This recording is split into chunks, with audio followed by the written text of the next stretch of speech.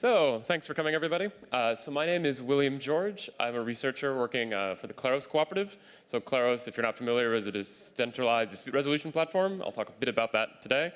But more generally, I'm going to talk about voting, and voting in various cryptoeconomic systems. So most people, when you think about voting on blockchain systems, you probably think of this, voting in DAOs. So maybe you have some kind of DAO, people make propositions, debate on a forum, like maybe the proposition is to like give a grant to some kind of project, maybe a public good, maybe to change a parameter, and then after some like healthy democratic debate, people go to snapshot, like people vote, and ultimately if it passes, it's executed. But there are other kinds of voting that one has in blockchain world. So another type of system that is particularly relevant to Kleros, so I think a lot about this, is based on Schelling points. So it's particularly relevant in certain oracles. So the idea here is that you have a sort of incentivized voting. And it's based on this idea by Thomas Schelling, who was an economist. They came up with this idea of a focal point or a Schelling point, which is a solution that people tend to gravitate towards in the absence of communication because it seems sort of natural or special.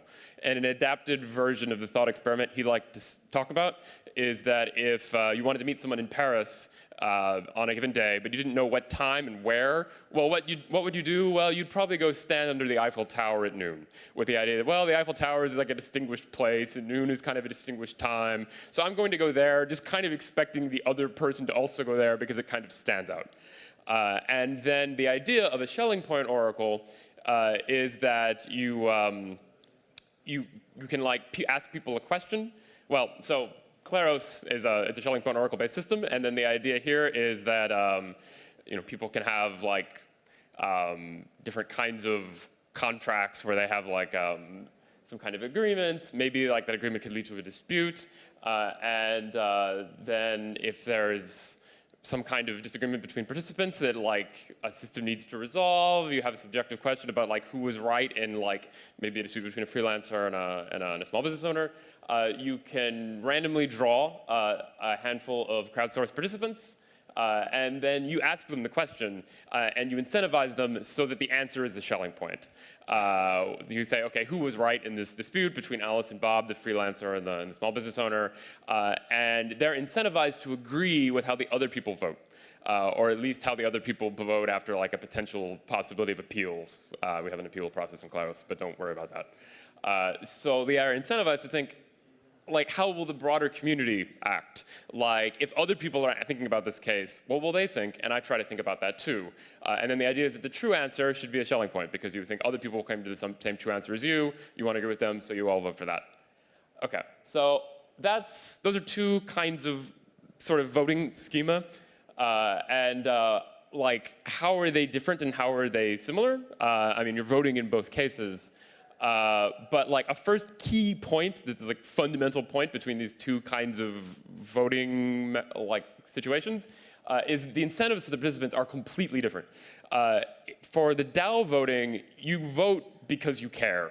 Like, you're engaged in the community, you want your proposition to pass. Maybe you have a financial incentive in the proposition passing. Maybe you just like, you believe in the goals of the community and you want to participate. For the Schelling point oracle voting, generally, you don't necessarily care what the outcome is like on a personal level. You don't care if the freelancer or the small business owner wins their dispute. You just want to be incentivized. You want to get a reward, or at least like not be penalized in the sort of payoff system that comes with this scheme.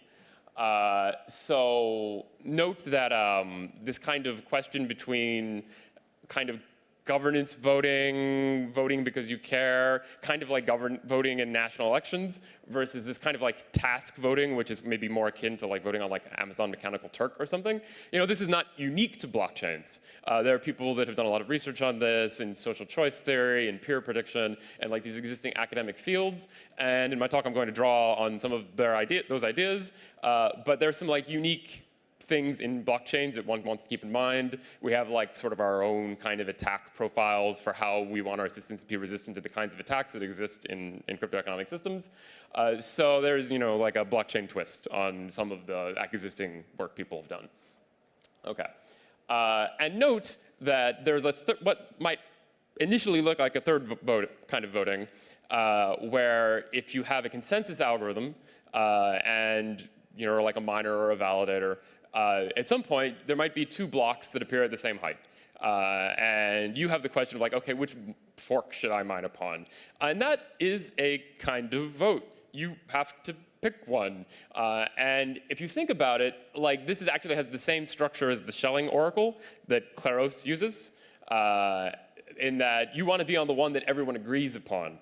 If you mine upon a block that like doesn't wind up getting included in the longest chain, you'll either not get any rewards, even if you find a successful block, or maybe you get like an uncle reward or something. But you certainly get less rewards than if you mined on the main chain.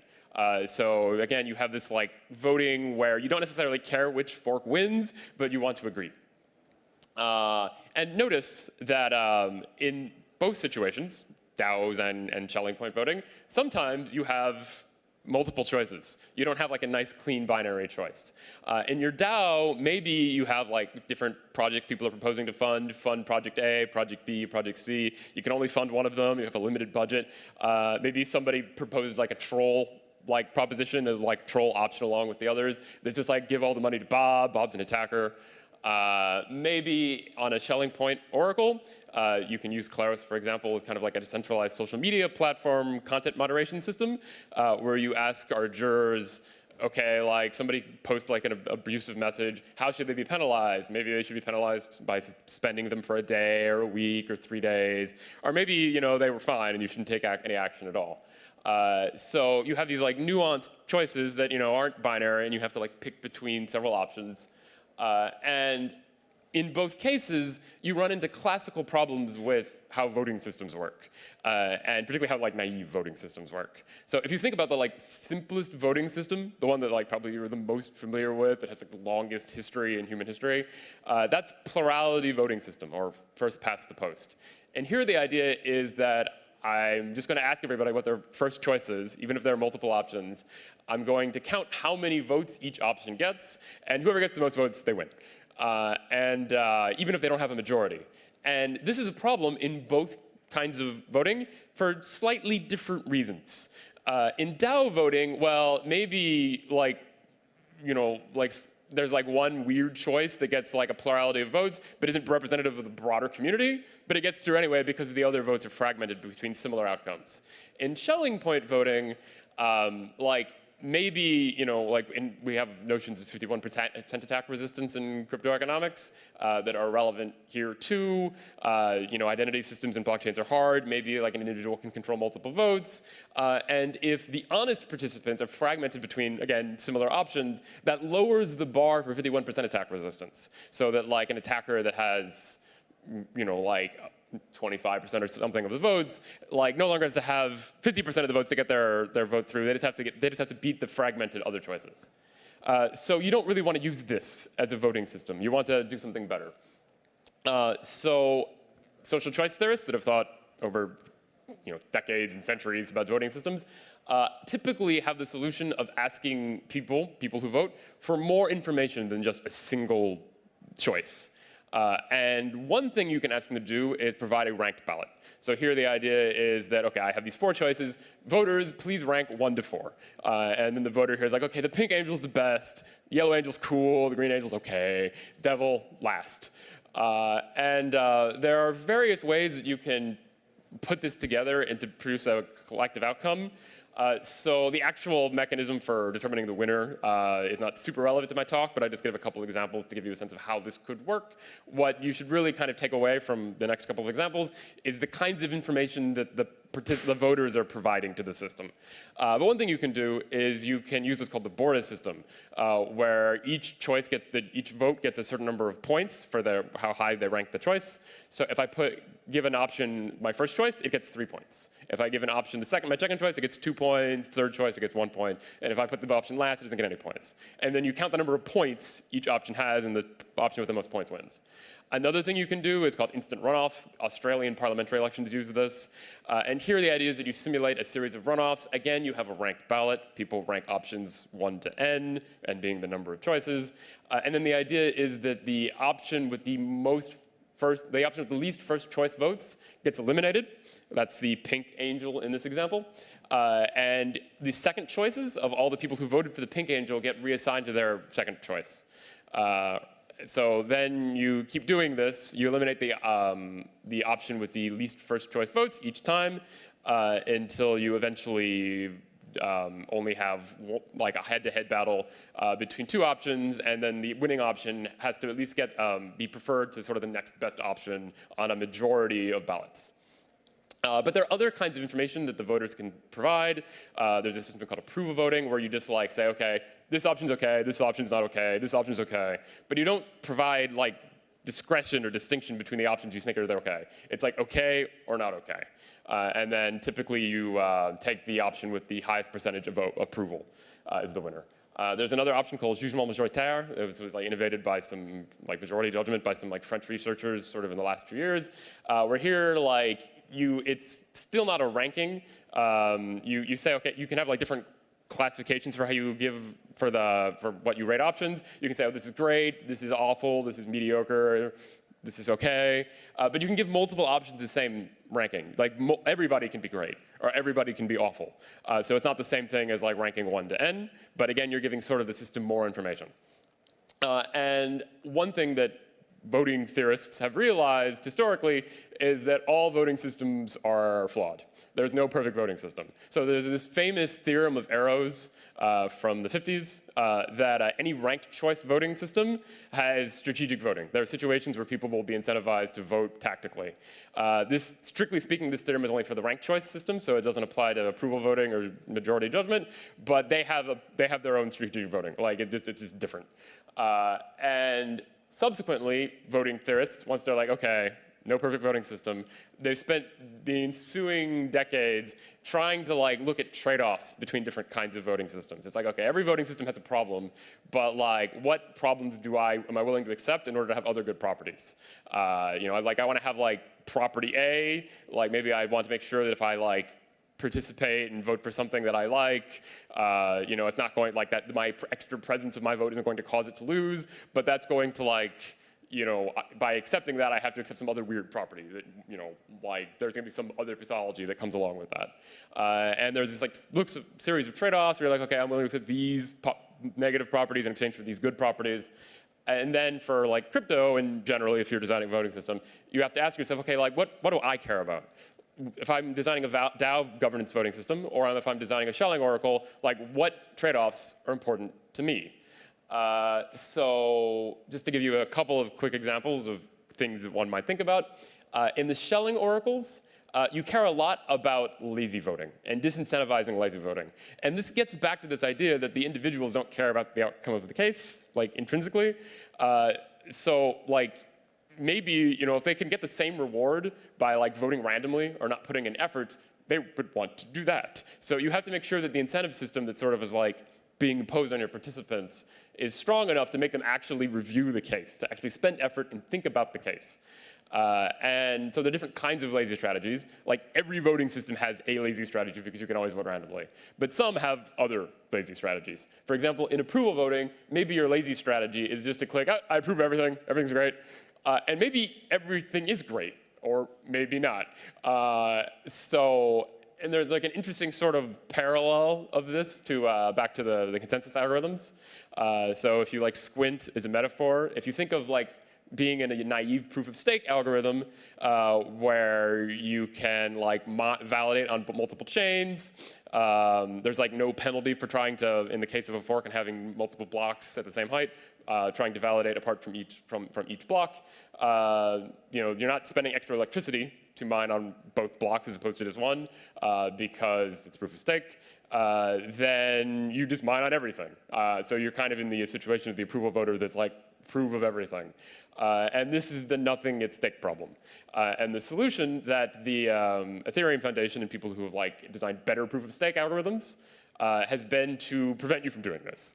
You have to choose. If you try to validate on multiple blocks, multiple forks, you get slashed. So you're forced to make a choice. And in the upcoming version of version 2 of Kleros, we take a sort of similar principle for how multiple outcome votes should happen, in that we plan to use a ranked choice system. So the system will be like, there will be a modularity in version 2 of Kleros. So actually you can have different kinds of voting systems for different kinds of cases. But like one thing particularly we plan to develop for many cases is a ranked choice voting system where you provide your ranking candidates 1 to n. And basically like you're forced to, like, you can't just say everything is cool. You have to like give more input to the system than that. You have to say, okay, like even if everything is cool, this option is better than this option. And then there's an incentive system that goes along with that that gives you a payoff based on how high you place the winner.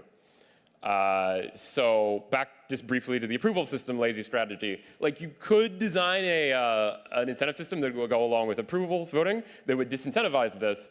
But it turns out that if you sort of look at lazy strategy payoffs, you get more leverage with the ranked choice system in that you can kind of have like lower fees and lower deposits with ranked choice voting by compared to approval voting for the same level of resistance to lazy voting. So you're getting sort of more leverage from your incentive system.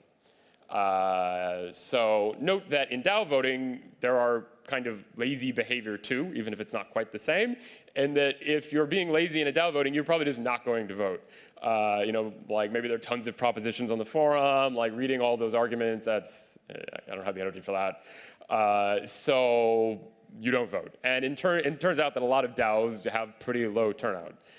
And the typical solutions people have to this involve delegation, committees chosen by election or sortition. And here, you know, like with the previous slides where I was talking about lazy voting and Schelling games, our solution was to sort of like exaggerate my incentives on my participants so that they like had a bigger stake via the incentive system in making a good choice. Here, people have a bigger stake in making a sort of choice for the DAO because the delegates have more weight. Their vote means more. It's more likely that their outcome is going to win because they have like people delegating to them.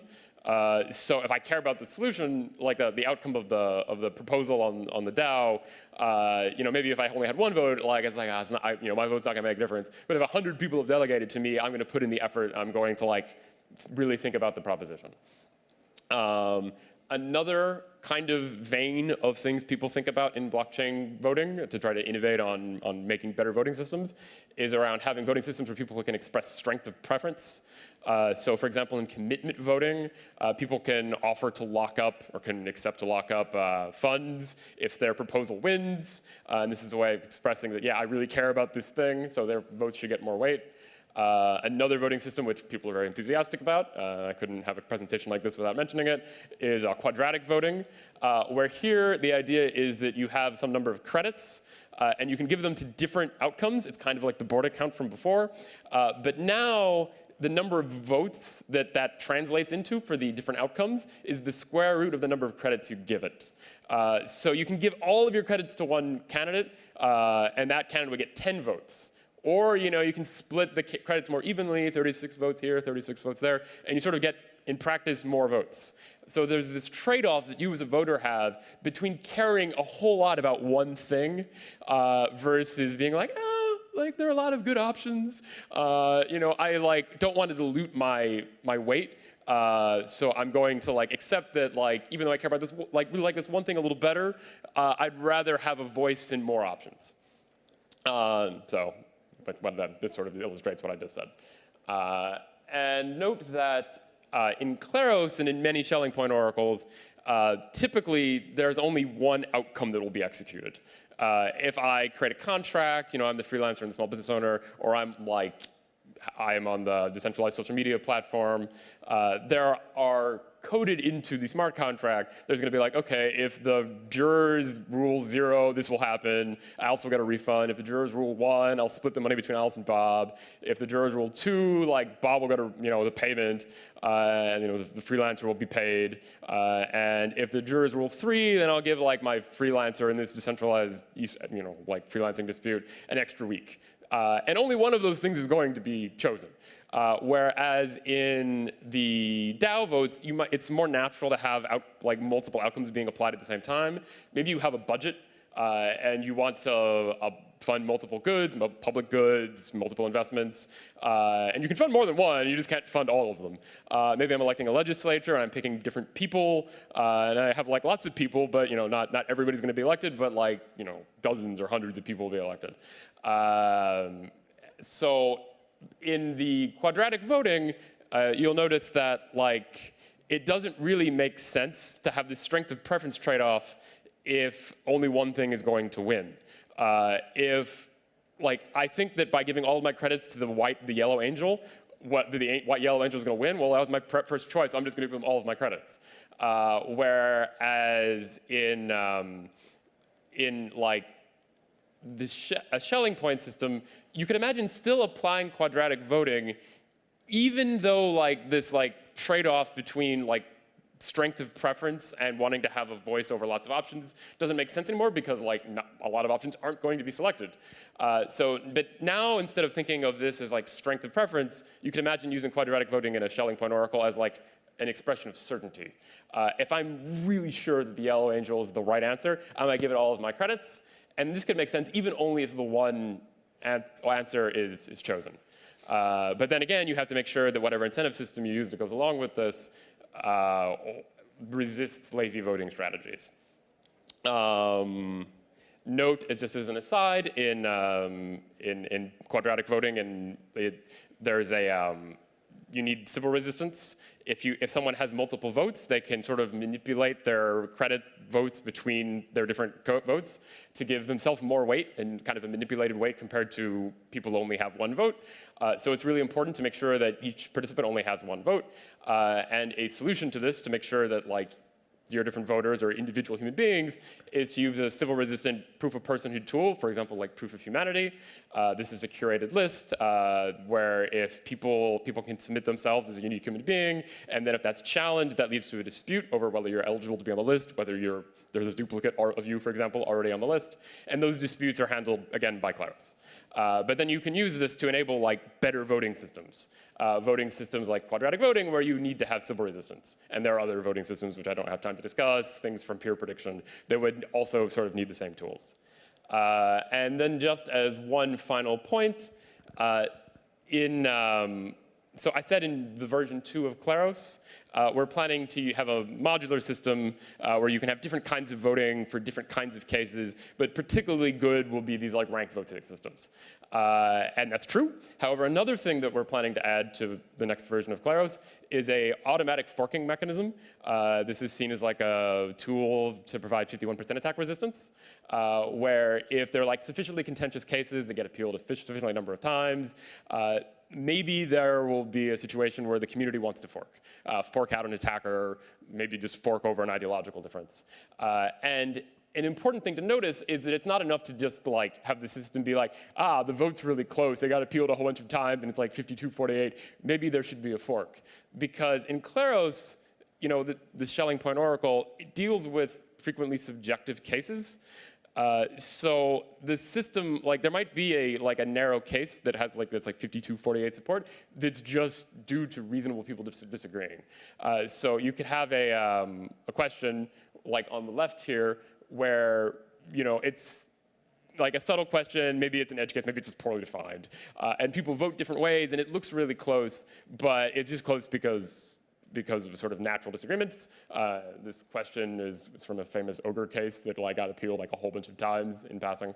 But at the same time, you could also have a situation where there's a 51% attacker, and the system can't necessarily tell those things apart by itself. So on the right, it's the same voting percentages, but now the devil seems to have a 51% attack. And a solution to this is basically a hybrid voting system, where you still provide your ranked vote. You're like, okay, A is better than B, C is worse.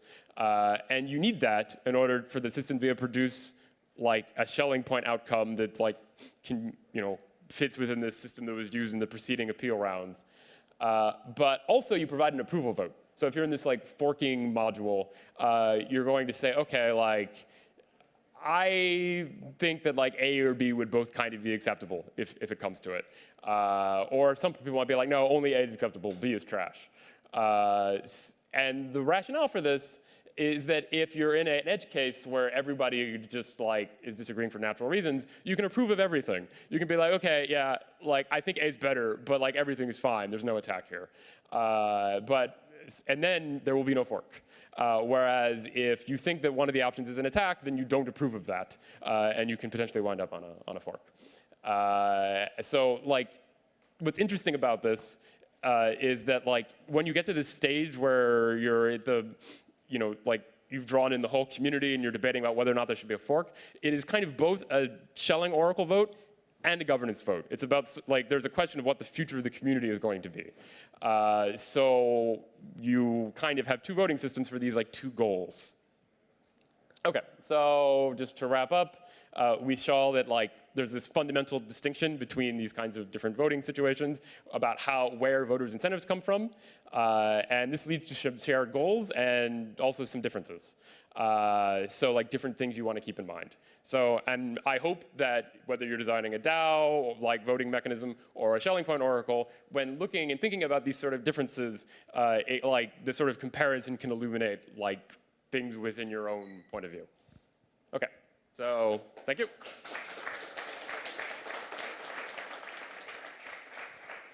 Questions?